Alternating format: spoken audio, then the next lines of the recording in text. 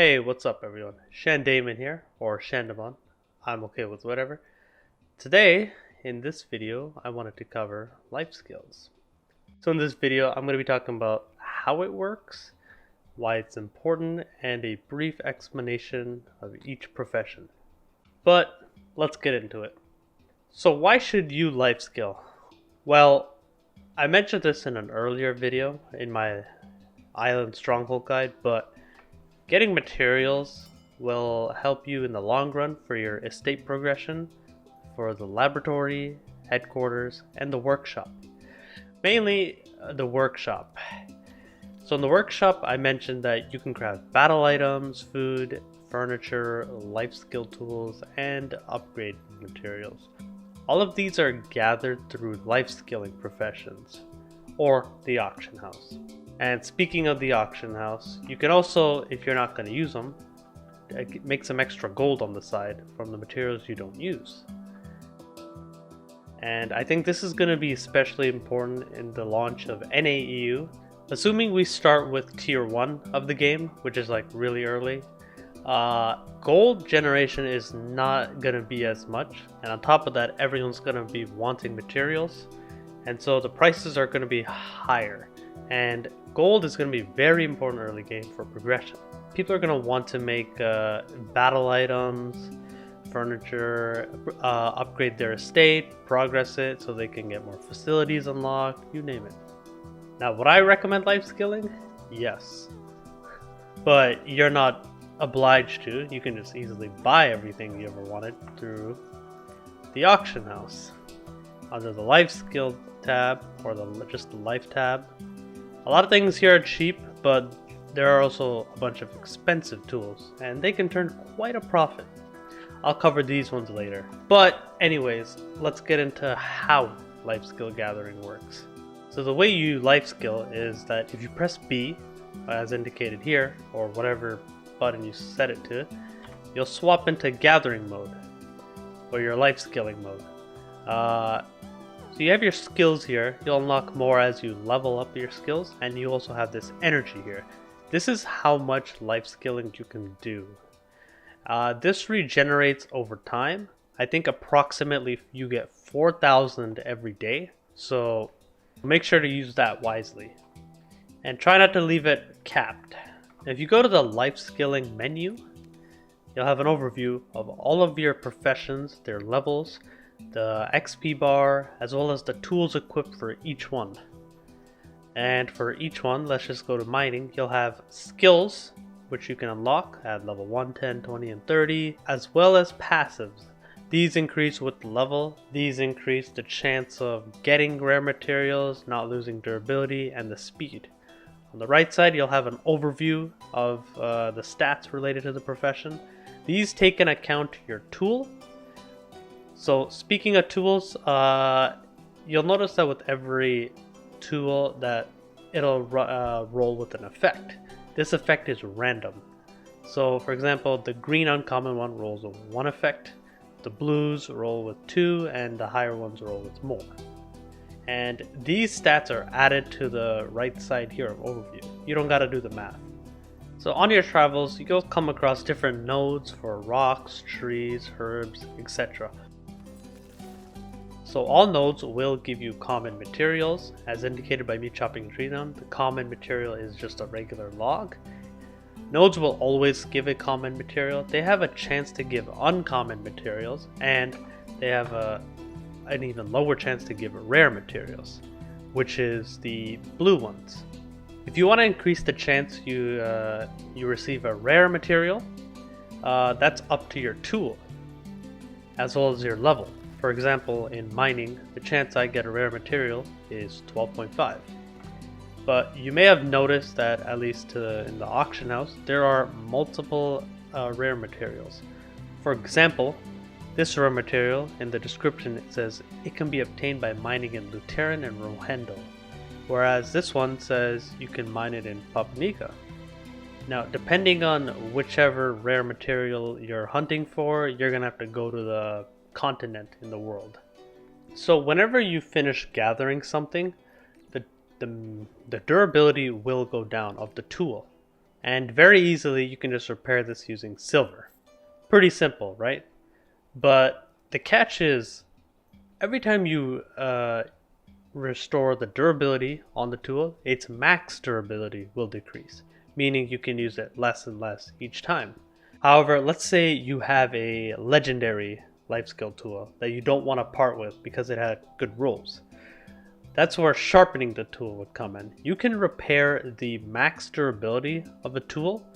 It costs craftsman tokens, and currently, at least on Russia, the only way to get them is through the cash shop. Using blue crystals, not the paid crystals, blue crystals. Yeah, here. It costs 40 blue crystals to get 60 tokens. This might get changed for NAEU, but you know, this is just what I know. So for the next part of the video, I want to cover that. I want to give a brief explanation of each profession and why it's important. Let's start with mining and lumbering. These two are commonly used. These two are important because they both share a common material, as I'll show in the auction house.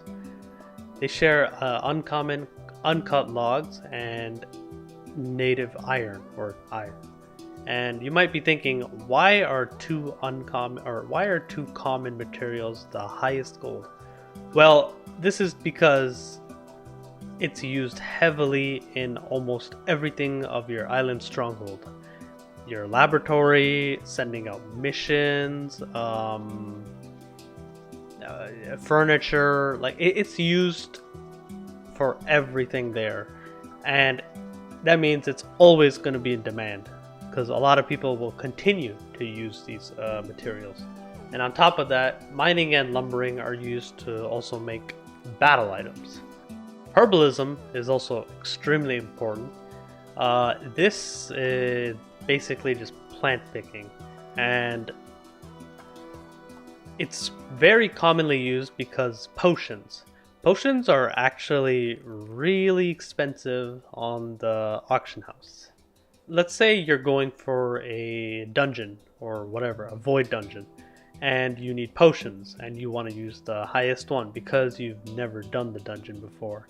40 gold per potion is pretty expensive, especially in like early tier 1, which is what NAU is going to be starting in.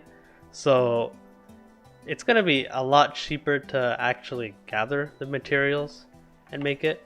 Let me just see here real quick.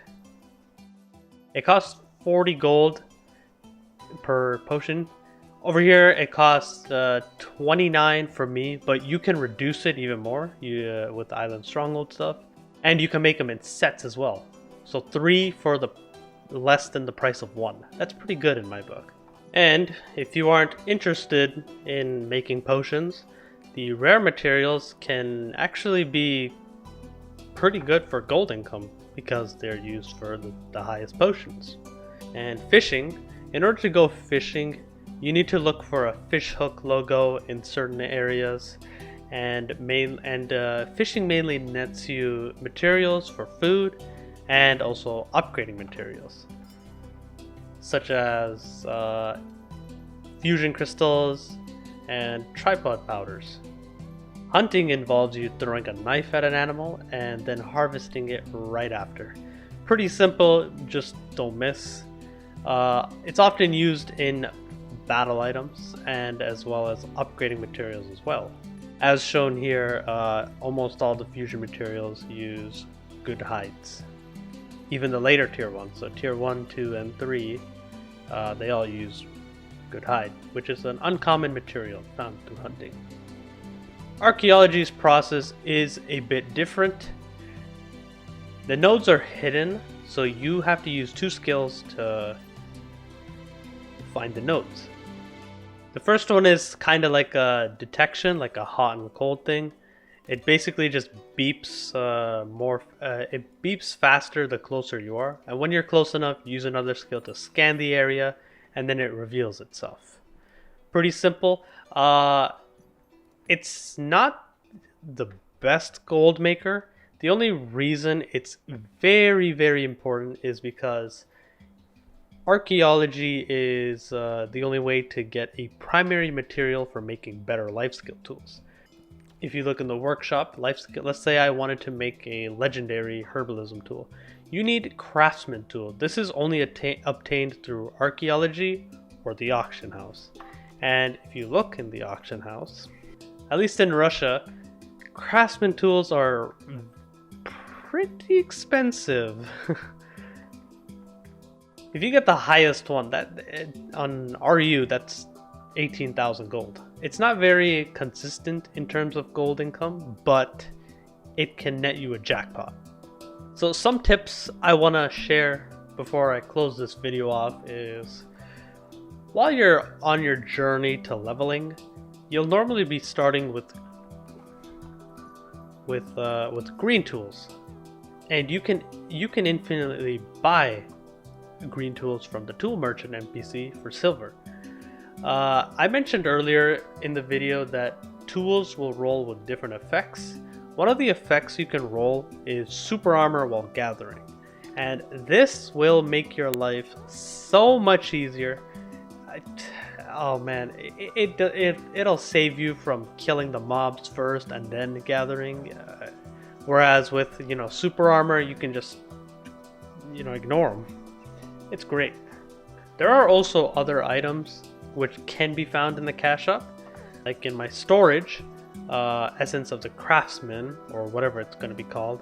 This essentially increases the amount of points you use and the durability of tools, but it increases the amount you get and the experience points by 200%. It's pretty good if you're just looking to just get your life skills over with and then do something else while it regenerates. And there is also tinctures that just flat out restore energy. One thing I do want to note is that, at least this is unique, but at least for your lumbering, it's actually faster to do lumbering with a friend. Basically, all you have to do is you have to stand on one side of the tree and your friend has to stand on the opposite side.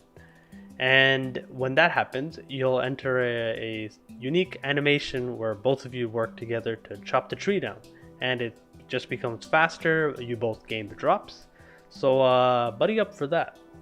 But I would say this wraps it up for life skills. Hopefully this has helped in some way to get people started, or to give an idea of what life skills are in this game. If you enjoyed, be sure to subscribe. I'll have more guides out, more vids, whatever. And check out my Twitch if you're interested. I'll be streaming more during beta and release. And I'll catch you on the next one. Bye.